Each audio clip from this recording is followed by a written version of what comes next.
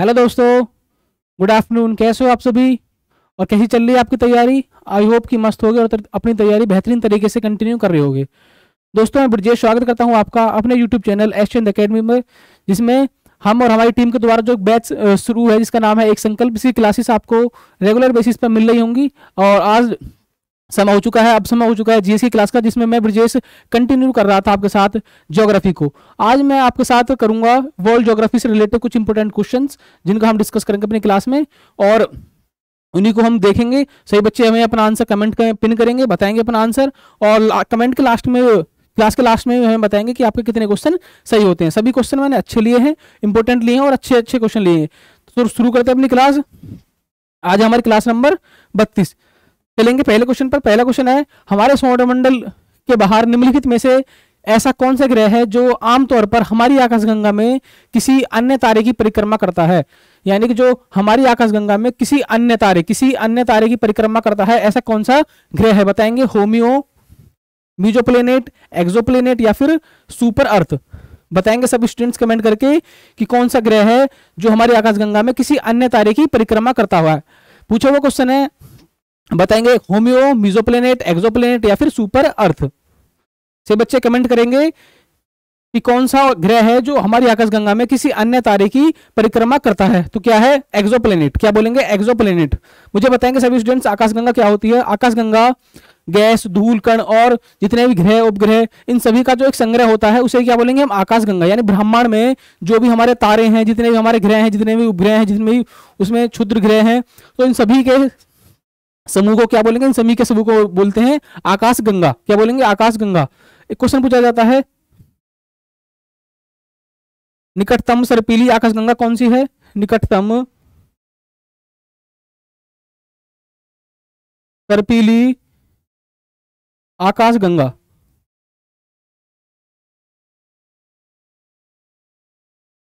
तो ध्यान रखेंगे एंड्रोमेडा। क्या बोलेंगे? एंड्रोमेडा।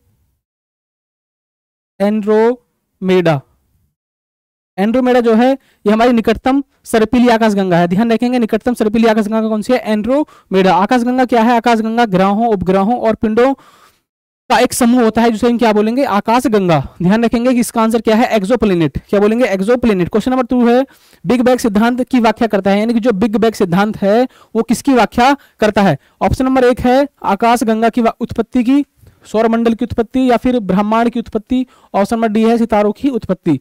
बताएंगे बिग बैंग सिद्धांत जो है, बिग बैंग सिद्धांत वो किसकी व्याख्या करता है? बेहद आसान क्वेश्चन है, काफी टाइम एग्जाम में पूछा जाता है कि बिग बैंग सिद्धांत किसकी व्याख्या करता है। तो ध्यान रखेंगे ब्रह्मांड की व्याख्या करता है बिग बैंग सिद्धांत।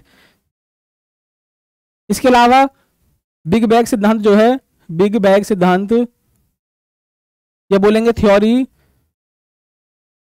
से किसने दिया था? इसे दिया था जॉर्ज लेमेत्रे ने। क्या बोलेंगे? जॉर्ज लेमेत्रे ने दिया था इसे। और कब दिया था? 1927 में। ध्यान रखेंगे 1927 में दिया था जॉर्ज लेमेत्रे ने। क्या? बिग बैंग सिद्धांत। बिग बैंग सिद्धांत को बोलते हैं महाविस्फोटक सिद्धांत। इसका अन्य नाम क्या है? महाविस्फोटक सिद्धांत। महाविस्फोटक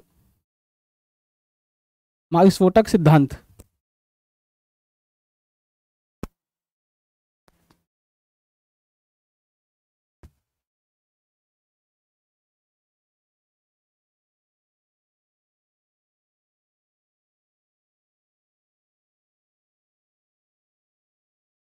महाविस्फोटक सिद्धांत क्या है?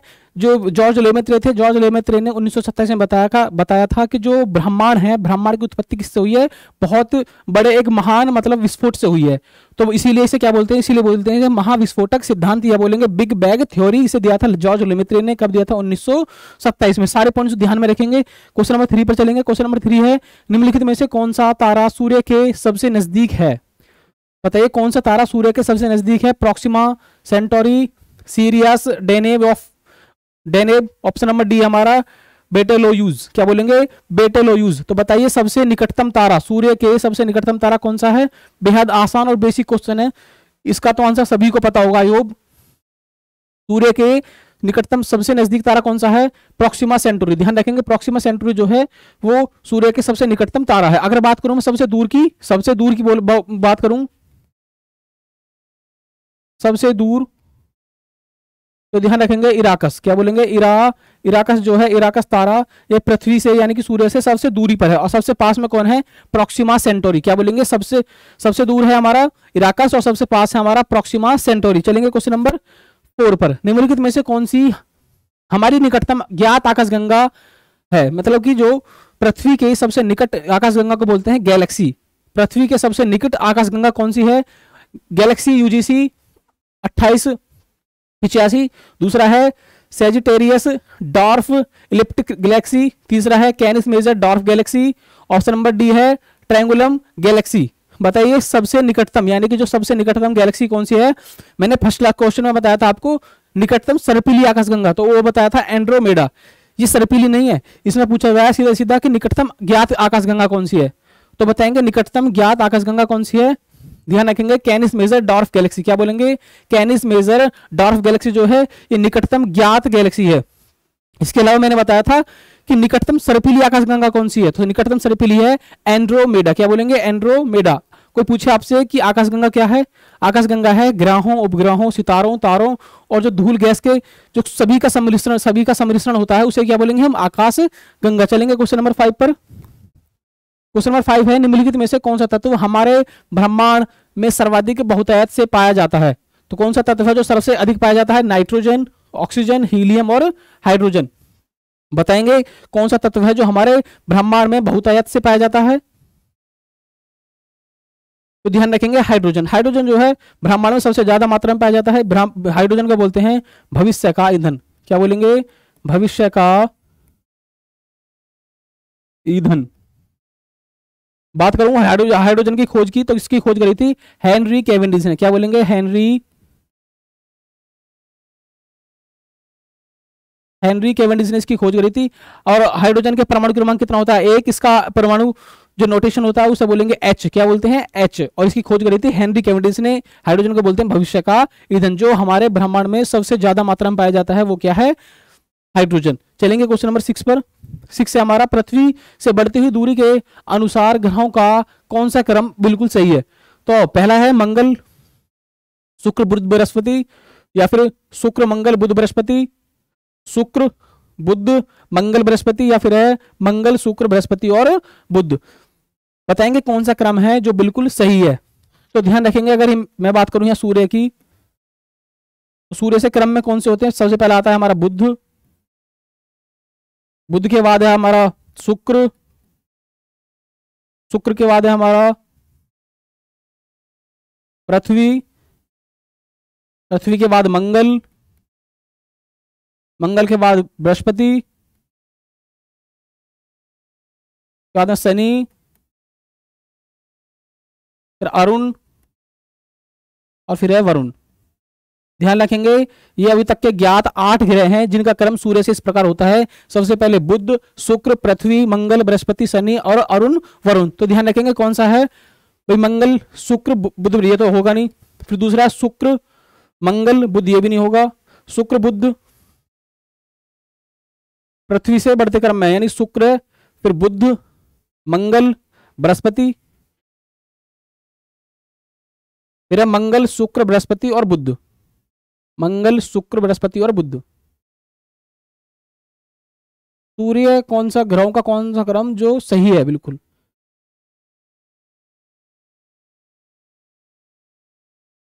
मंगल शुक्र बुध और बृहस्पति, या फिर बोलेंगे शुक्र बुध मंगल और बृहस्पति। स्टूडेंट्स जो मैंने आपको क्रम बताया है, क्रम हमारा बिल्कुल जो सही है वो क्रम हमारा ये है, इसे ध्यान रखेंगे। ये ऑप्शन में शायद कुछ मिस्टेक हो गई होगी, तो ध्यान रखेंगे सूर्य से जो क्रम होता है ग्रहों का वो किस प्रकार होता है। सबसे पहले आता है हमारा बुध, शुक्र, पृथ्वी, मंगल, के बाद हम ध्यान रखेंगे बृहस्पति, फिर शनि और अरुण, वरुण। सबसे पहला होता है हमारा बुध, इसमें बुध ऑप्शन में ही नहीं है। चलेंगे अगले क्वेश्चन पर। क्वेश्चन नंबर 7 हमारा सूर्य ग्रहण तब होता है, सूर्य ग्रहण तब होता है जब सूर्य चंद्रमा और पृथ्वी के बीच आ जाता है, सूर्य चंद्रमा और पृथ्वी के बीच आ जाता है, चंद्रमा पृथ्वी और सूर्य के बीच आ जाता है, या फिर ऑप्शन सी है एक क्षुद्र ग्रह सूर्य और चंद्रमा के बीच आ जाता है, ऑप्शन नंबर डी है चंद्रमा सूर्य से बहुत दूर चला जाता है। तो बताएंगे सूर्य ग्रहण कब होता है।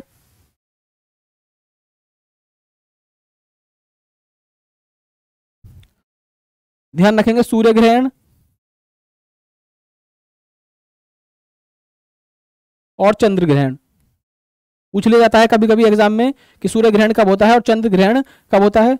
तो सूर्य ग्रहण जब होता है जब पृथ्वी, यानी कि जब सूर्य और पृथ्वी के बीच क्या आ जाए, सूर्य और पृथ्वी के बीच चंद्रमा आ जाता है। ध्यान रखेंगे सूर्य और पृथ्वी के बीच अगर चंद्रमा आ जाएगा तो क्या बोलेंगे, वो हो जाएगा हमारा सूर्य ग्रहण।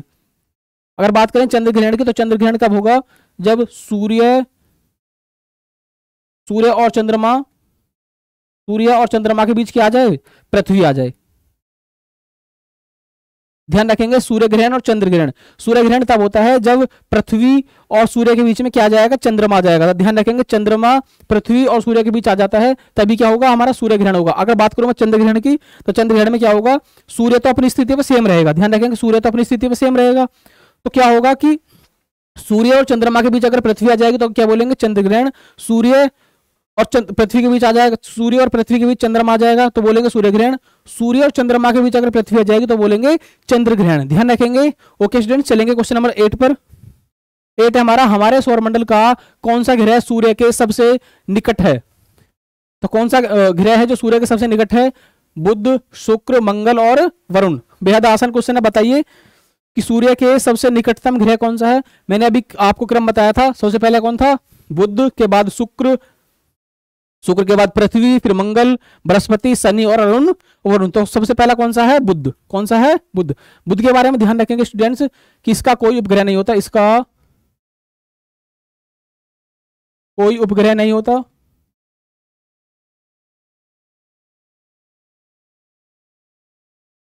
दूसरा ध्यान रखेंगे सर्वाधिक तापांतर किस ग्रह पर होता है, वो इसी ग्रह पर होता है। यानी कि इसमें दिन का टेम्परेचर रात के टेम्परेचर में बहुत ज्यादा डिफरेंस होता है। ओके, सर्वाधिक तापांतर, सर्वाधिक तापांतर। ध्यान रखेंगे चुंबकीय क्षेत्र पाया जाता है इस पर, चुंबकीय क्षेत्र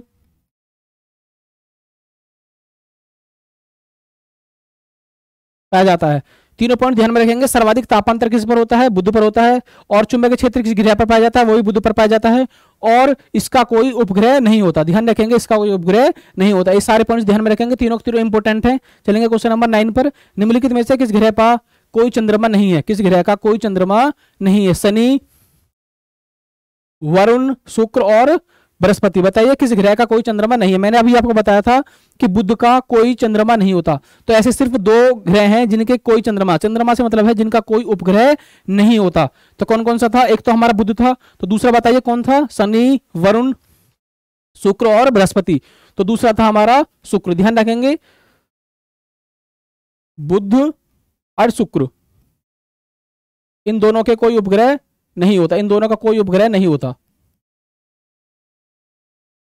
उपग्रह नहीं होता, नहीं है।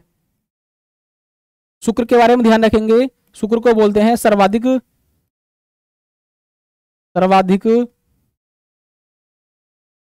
चमकीला ग्रह, या फिर बोलेंगे सर्वाधिक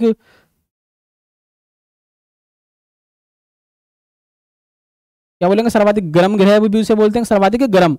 और सर्वाधिक गर्म की वजह से क्या बोलेंगे, इसे पीला ग्रह। शुक्र को बोलते हैं क्या बोलते हैं, पीला ग्रह। शुक्र को क्या बोलेंगे, पीला ग्रह।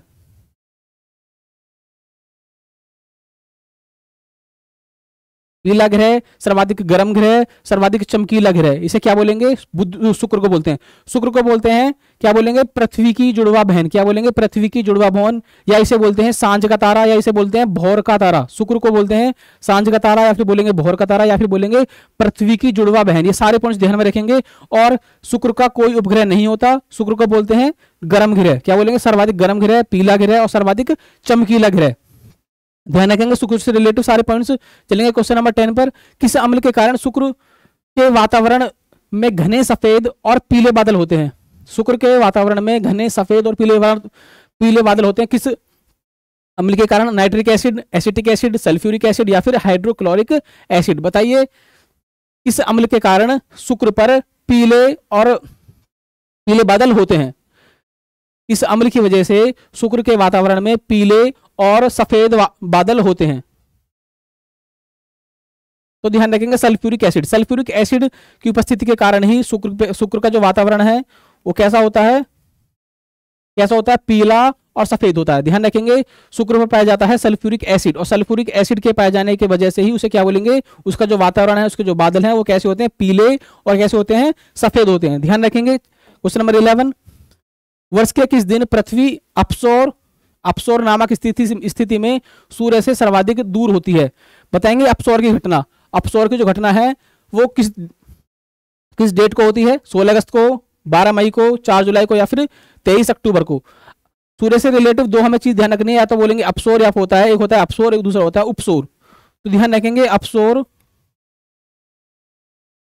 और होता है उपसौर। अपसौर होता है जब सूर्य जो है, जब सूर्य पृथ्वी जो है सूर्य से अधिक दूरी पर होती है, यानी कि पृथ्वी सूर्य से अधिक दूरी पर होती है, तो उसे क्या बोलेंगे, उसे बोलते हैं हम अपसौर। अपसौर की घटना जो होती है बोलेंगे 4 जुलाई को होती है। 4 जुलाई को कितनी दूरी होती है? 15.7 करोड़। ध्यान रखेंगे 15 पॉइंट, जब सूर्य और पृथ्वी के बीच की जो दूरी होती है वो मैक्सिमम होती है, उसे क्या बोलेंगे, उसे बोलते हैं हम अपसौर। और ये घटना कब होती है? 4 जुलाई को, यानी कि 4 जुलाई को सूर्य और पृथ्वी के जो बीच की डिस्टेंस होती है वो सर्वाधिक होती है। और पूछे आपसे कि कितनी होती है, तो ध्यान रखेंगे 15.77 करोड़ किलोमीटर। ध्यान रखेंगे। और उपसौर का होता है, उपसौर होता है हमारा जब सूर्य और पृथ्वी के बीच की डिस्टेंस है वो न्यूनतम होती है। पृथ्वी सूर्य के निकटतम होती है।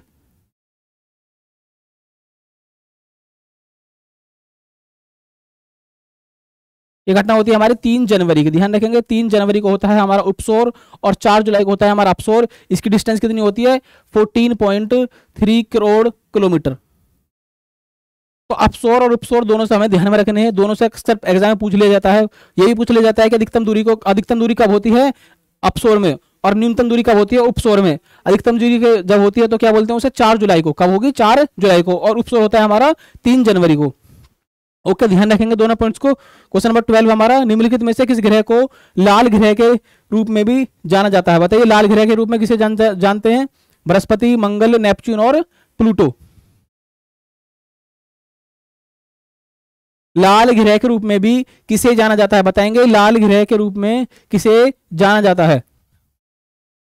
तो ध्यान रखेंगे मंगल को ही हम लाल ग्रह के रूप में जानते हैं। और क्या, किस वजह से हम मंगल को लाल ग्रह कहते हैं? तो आयरन ऑक्साइड। ध्यान रखेंगे आयरन ऑक्साइड की उपस्थिति के कारण।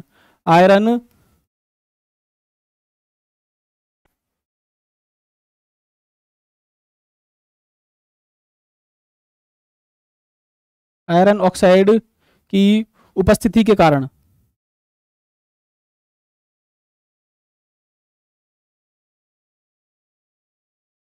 क्या होता है? मंगल का जो रंग होता है वो कैसा होता है? लाल।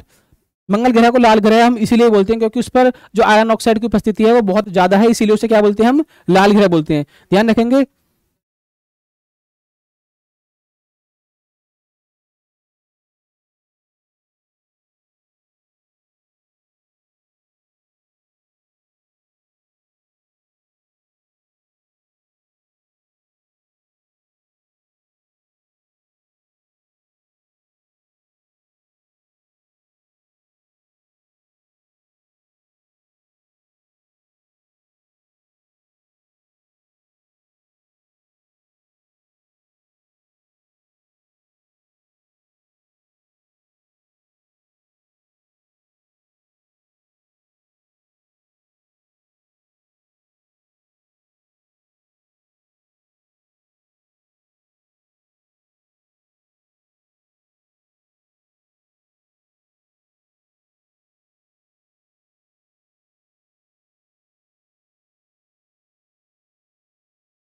हेलो।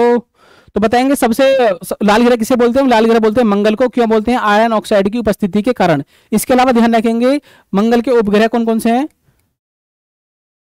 तो दो उपग्रह हैं, फोबोस और डीमोस। ध्यान रखेंगे फोबोस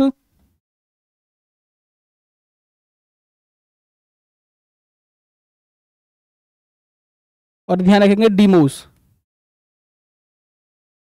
अगर आपसे कोई पूछे कि फोबोस और डीमोस किसके उपग्रह हैं तो ध्यान रखेंगे मंगल के। किसके हैं? मंगल के। मंगल ही एकमात्र ऐसा ग्रह है जिस पर जीवन की संभावना व्यक्त की गई है, या जिस पर जीवन की संभावना पाए जाने की उम्मीद है। ध्यान रखेंगे मंगल ही एक ऐसा ग्रह है।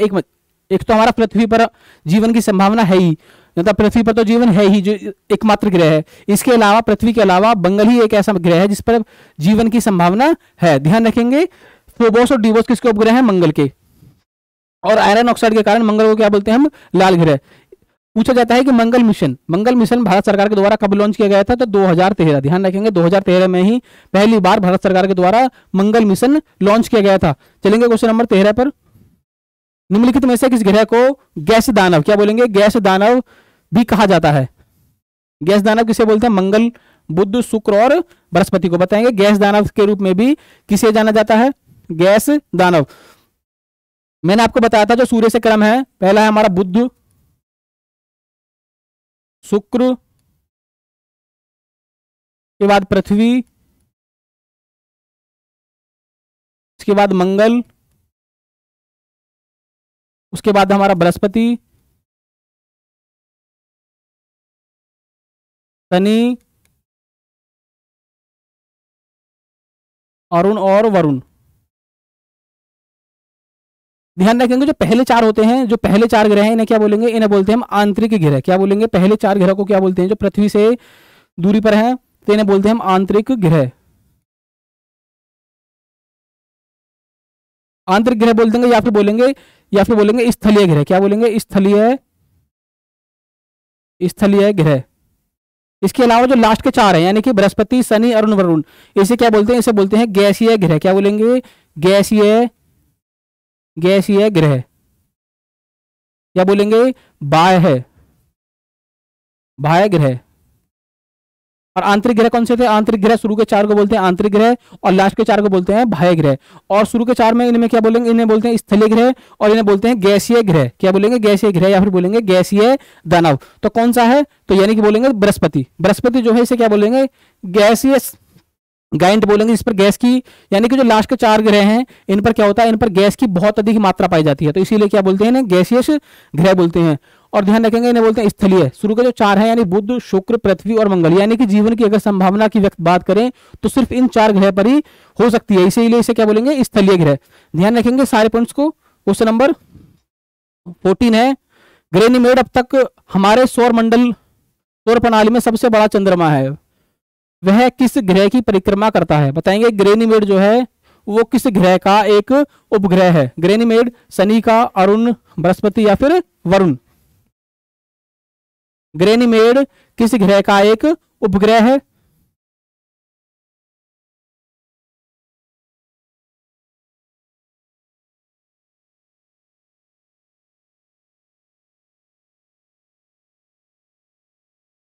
गैनीमेड किसका है? ध्यान रखेंगे बृहस्पति। बृहस्पति का जो ग्रह है, बृहस्पति के ग्रह को क्या बोलते हैं हम? गैनीमेड। क्या बोलेंगे? गैनीमेड। गैनीमेड जो है वो सबसे बड़ा ग्रह है। क्या बोलेंगे? सबसे बड़ा ग्रह ही कौन सा है? गैनीमेड। और गैनीमेड किसका उपग्रह है? बृहस्पति का। चलेंगे क्वेश्चन नंबर 15।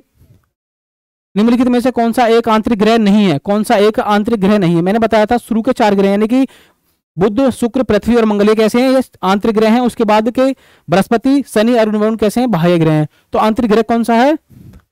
कौन सा आंतरिक ग्रह नहीं है? तो ध्यान रखेंगे शनि जो है वो आंतरिक ग्रह नहीं है। आंतरिक ग्रह में कौन से आते हैं? बुध, शुक्र, पृथ्वी और इसके अलावा मंगल। ध्यान रखेंगे चारों कैसे हैं? ये हमारे हैं आंतरिक ग्रह। चलेंगे क्वेश्चन नंबर 16 पर। टेलीस्कोप की सहायता से खोजा गया पहला ग्रह कौन सा है? टेलीस्कोप की सहायता से खोजा गया पहला ग्रह बृहस्पति, नेपच्यून, अरुण और मंगल। बताएंगे। टेलीस्कोप की सहायता से खोजा गया पहला ग्रह कौन सा है? तो ध्यान रखेंगे अरुण। अरुण ही है पहला ग्रह। अरुण जो है टेलीस्कोप की सहायता से खोजा गया पहला ग्रह है, इसे बोलते हैं हम हरित ग्रह। क्या बोलेंगे? हरित ग्रह बोलेंगे, या फिर बोलेंगे हरा ग्रह। हरा ग्रह। इसके अलावा इसे बोलते हैं हम लेटा हुआ ग्रह। क्या बोलेंगे? लेटा हुआ ग्रह। दोनों पॉइंट्स ध्यान में रखेंगे। इसके अलावा बोलते हैं हम, बताइए, हरित ग्रह को बोलते हैं अरुण ग्रह को बोलते हैं हरित ग्रह, या फिर बोलेंगे लेटा हुआ ग्रह। इसके अलावा वलय, यानी कि इस पर नौ ध्यान रखेंगे, 9 वलय पाए जाते हैं। अगर आपसे पूछे कि वलय किस ग्रह पर पाए जाते हैं, तो अरुण ग्रह पर, अरुण पर ही पाए जाते हैं वलय, यानी कि और कितने वलय होते हैं, ध्यान रखेंगे 9, 9 वलय पाए जाते हैं अरुण पर। अरुण को बोलते हैं हरित ग्रह या फिर बोलेंगे लेटा हुआ ग्रह। ध्यान रखेंगे 2 ग्रह ऐसे हैं जो हमारे क्लॉकवाइज घूमते हैं। क्लॉकवाइज कौन कौन से, तो है अरुण और एक हमारा शुक्र। ये 2 ग्रह ऐसे हैं जो हमारे क्लॉकवाइज घूमते हैं, यानी कि पूर्व से पश्चिम की तरफ। और बाकी जो 6 ग्रह हैं हमारे वो कैसे घूमते हैं, वो पश्चिम से पूर्व की तरफ घूम के, यानी कि एंटी क्लॉकवाइज।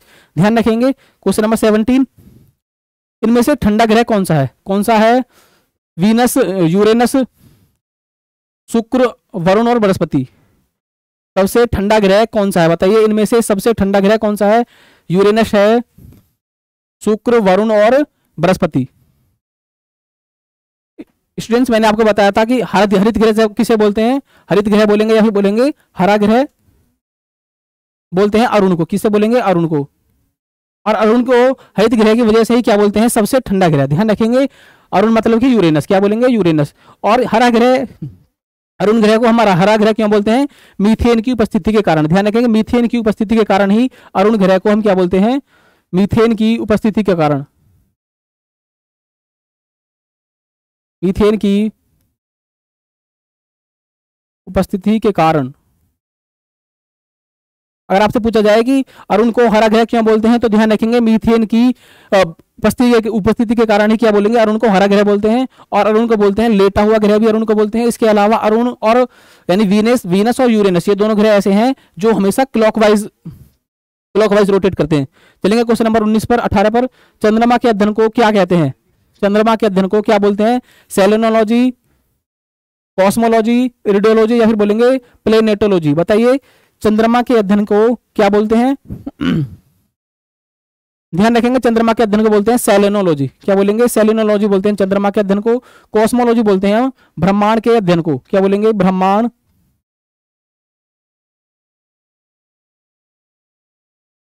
ब्रह्मांड के अध्ययन को। ध्यान रखेंगे प्लेटोनोलॉजी बोलते हैं हम ग्रहों के अध्ययन को, ग्रहों के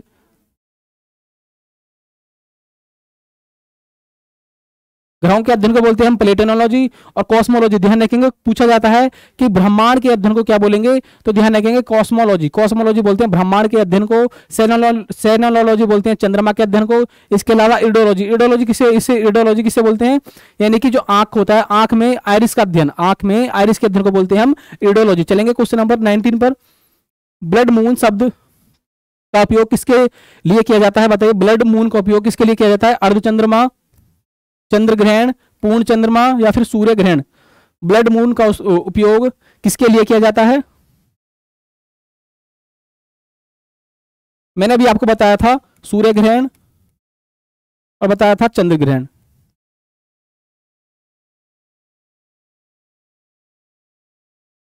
सूर्य ग्रहण किस किस के बीच होता है, अगर सूर्य और पृथ्वी के बीच अगर चंद्रमा आ जाएगा तो उसे क्या बोलेंगे हम, सूर्य ग्रहण। ध्यान रखेंगे सूर्य की स्थिति तो हमें बिल्कुल एज इट इज सेम रखनी है। सूर्य और चंद्रमा के बीच अगर पृथ्वी आ जाएगी तो उसे बोलेंगे हम चंद्र ग्रहण। ध्यान रखेंगे दोनों पूछ लिया जाता है, कभी कभी पूछ लेता है कि सूर्य ग्रहण किस किस के बीच होता है या फिर चंद्र ग्रहण किस वजह से होता है।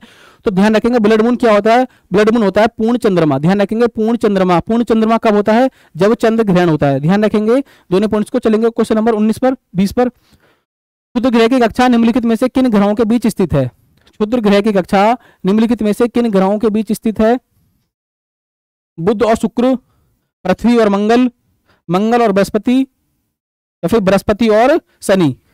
बताएंगे क्षुद्र ग्रह की कक्षा किन ग्रहों के बीच स्थित है। सूर्य से ग्रहों का क्रम किस प्रकार होता है, सबसे पहले होता है हमारा बुध, फिर शुक्र, फिर पृथ्वी, उसके बाद मंगल, फिर बृहस्पति, फिर शनि, अरुण और वरुण। ध्यान रखेंगे सूर्य से बढ़ते क्रम में ग्रहों का क्रम किस प्रकार होता है? बुध, शुक्र, पृथ्वी, मंगल, बृहस्पति, शनि और अरुण वरुण।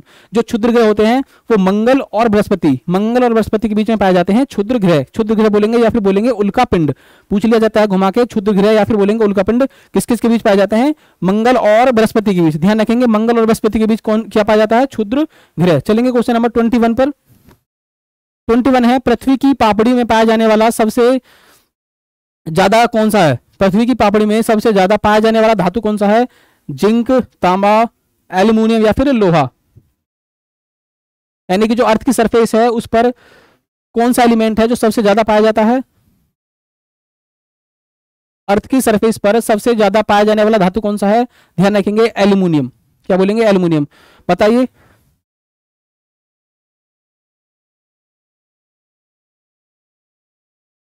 अरे यार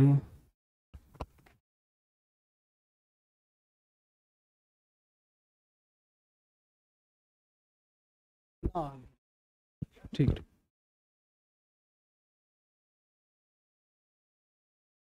क्वेश्चन नंबर 22 है हमारा, कर्क रेखा निम्नलिखित में से किस भारतीय राज्य से होकर नहीं गुजरती है? बताएंगे। छत्तीसगढ़, असम, त्रिपुरा और झारखंड। कर्क रेखा भारत के 8 राज्यों से होकर गुजरती है। ध्यान रखेंगे 8 राज्यों से होकर गुजरती है कर्क रेखा। तो पूछा गया है कि कौन सा राज्य है जिससे कर्क रेखा नहीं गुजरती है? तो ध्यान रखेंगे असम। असम से हमारी कर्क रेखा नहीं गुजरती है। सिर्फ 8 स्टेट ऐसे हैं भारत के जिनसे कर्क रेखा गुजरती है। कर्क रेखा भारत के बिल्कुल बीचों बीच से गुजरती है, बिल्कुल बीचों बीच से गुजरती है। ध्यान रखेंगे स्टूडेंट्स। आज की क्लास हमारी यहीं खत्म होती है। मैं मिलूंगा आपसे नेक्स्ट क्लास फ्राइडे में, ओके, जिसमें मैं कंटिन्यू करूंगा आपके साथ इकोनॉमिक्स। ओके, हमारा जो ज्योग्राफी का सेशन था यहीं खत्म होता है। Okay, thank you for watching. और